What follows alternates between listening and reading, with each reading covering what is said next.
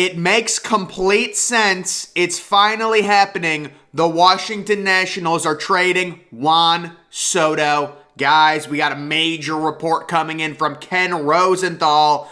His article says Soto rejected a 15-year, $440 million offer. Not surprising that he rejected this 15-year contract. $440 million. That's a ton of money, but over 15 years, Soto knows he can get more on the open market in 2 years. Now, you might be asking, why do the Nationals want to trade him right now before the deadline? Because if the Nationals, who aren't going anywhere, they're very clearly going to miss the playoffs. If they wait to trade Soto after it has been abundantly clear he will not be re-signing with you, you lose out on more additional value. Right now, if the Nationals trade Soto before the August 2nd trade deadline, they're going to get back at least one, maybe two more top 100 prospects than if they wait an extra half year. If you trade him right now, you're trading him to a team with 2 years plus this, in team control. So basically 3 playoff pushes in team control, which is a ton of value, and they are going to get back a haul. But it's also extremely interesting to note the Washington Nationals right now have 2 historically bad contracts with Steven Strasburg and Patrick Corbin, both starting pitchers. Strasburg's might be the worst contract in MLB history. And there's the idea, if you're the Nationals, you have Soto, who's gonna basically completely rebuild your farm system. But if you attach Strasburg's horrible contract, obviously that's going to significantly lower the amount of prospects you get back. But could that be what facilitates a trade? Because I do believe a team would give up basically their entire farm system for Juan Soto if there was some sort of an agreement to where you were guaranteed going to be re-signing Soto or like signing him to an extension right after you trade for him. I think a team would give up their entire farm system, but a trade could be more easily facilitated if you included Strasburg's contract, because that would drag Soto's value down, because Strasburg's contract is so historically bad. People are wondering if he'll even be able to pitch again in the MLB, and he's getting $30+ million for multiple more years. He's been injury prone his entire time in the MLB, basically. But this is crazy, and if I'm a Washington Nationals fan, I'll say this right now, trade him as soon as possible. There is no reason to hold on to him. You're not re-signing him. You offered him a $440 million contract while already having 2 terrible contracts, the Corbin contract and the Strasburg contract. Trade him, rebuild your horrible farm system. It makes total sense.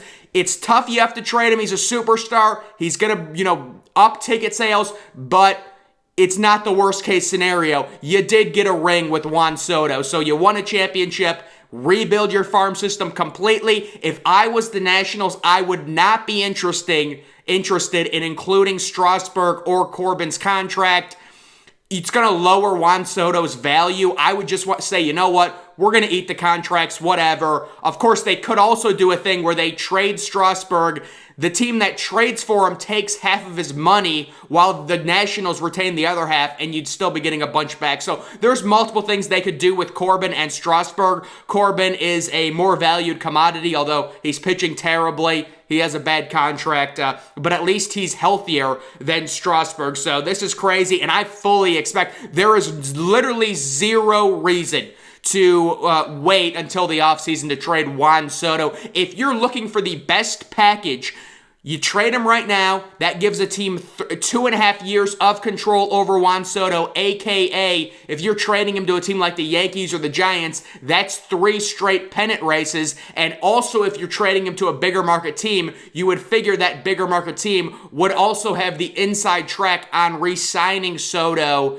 Because they get him, maybe they can work out a deal right when they're trading for him to get him signed to an extension, buy out the last 2 years of his free agency, which is what the Nationals tried to do with the 15-year deal. He still has 2 more years of arbitration yet left. They would buy those 2 years out in a 15-year new deal. I think that's what the team that trades for him is going to do. But if you are the Nationals, complete sense. There's no reason to keep him. Your team is going nowhere. You have a horrible farm system. You can completely rebuild it. You offered him a massive contract. You already have two guys who have terrible contracts as it is, so it's not like you're being cheap. I mean, you'd offered him a big contract. If I am Juan Soto, though, I do agree you have to decline that contract. If you're trying to get the most money possible, almost $500 million, that's a lot. But you have to understand, that's basically his entire career. It's not like a 10-year contract to where maybe you could get a second big contract later in your career. 15 years, that's basically till Juan Soto's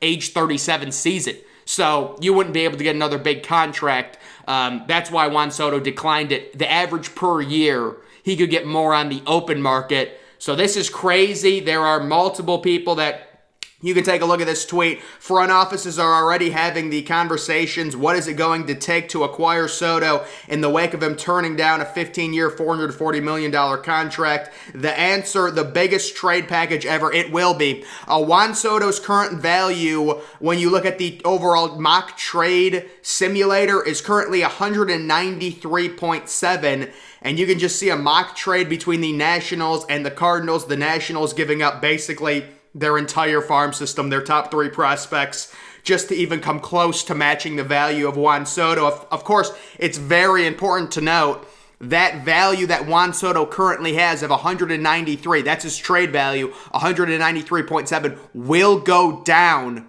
in the offseason because he'll have, less time remaining on his contract. So his value as a player goes down. He's not as attractive because he would only have 2 years left on his contract.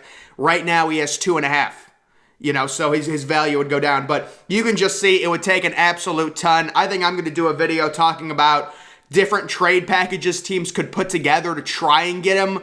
A lot of these teams would have to, they might not have enough players to offer for Juan Soto to where they would have to take on a horrible contract like Strasburg, or at least do something creative to where, that contract is so bad, maybe they could split it. Maybe the team that's trading for Soto could eat half of Strasburg's contract while the Nationals still pay for half, and the Nationals still get your top 4 or 5 prospects.